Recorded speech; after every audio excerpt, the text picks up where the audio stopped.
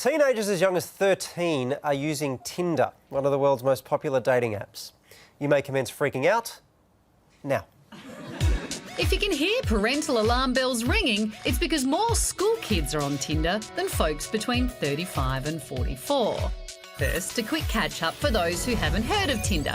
It's a dating app where you check out a pic, swipe left for no, or swipe right for yeah, baby. For the record, I have heard of Tinder. I'm just more of an Instagram kind of guy. I think there are significant problems with kids being on Tinder. Plenty of other places for them to go online where they can talk to other kids. Tinder is not that place. The vast majority of Tinder users are 18 to 34, but 7% are between 13 and 17, outnumbering 34 to 44-year-olds at 6.5%. Who are kids interacting with? Officially, under 18s can only see other teens with ages verified by Facebook. But adults can cheat the system, as one of our producers discovered today. When you think about Tinder and its reputation as being a place to hook up, we don't want 13-year-olds going online for the express purpose of hooking up on a place like Tinder.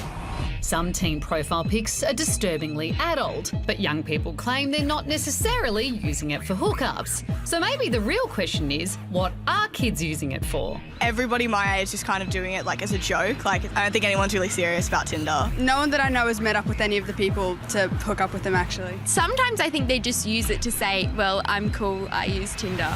So how much should we really freak out? And is pricey really on Instagram?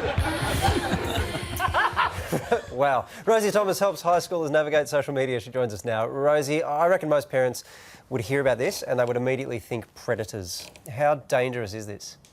Yeah, look, I think parents are in their right to think predators when they think Tinder, or at least be concerned of online predators when it comes to this app. But I think what's really important is before we have this conversation, we don't freak out too much and we keep the panic to a minimum, because it really does only push these issues further underground.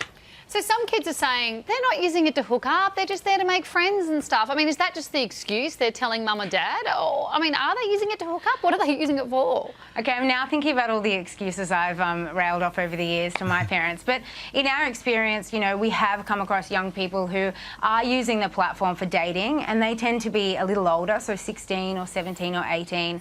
Other young people that we work with have simply downloaded the app as a bit of a laugh among friends, and also because they want to find out what all the fuss is about. Rosie, one of the things we learnt today was that some young people use it as kind of like a hot or not thing. They put a photo, some quite provocative, on there, and then to see how many likes they get so they can see whether they're popular or not. I mean, that's also, and I don't want to feel old saying it, but that is a dangerous path, I guess, to go on.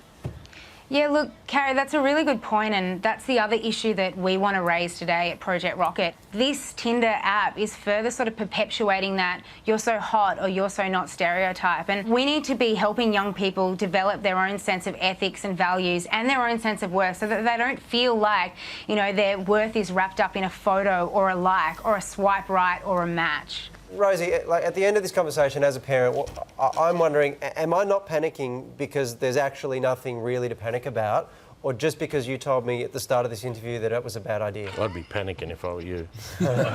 I guess what I'm getting at is that panic doesn't help the situation, but concern does.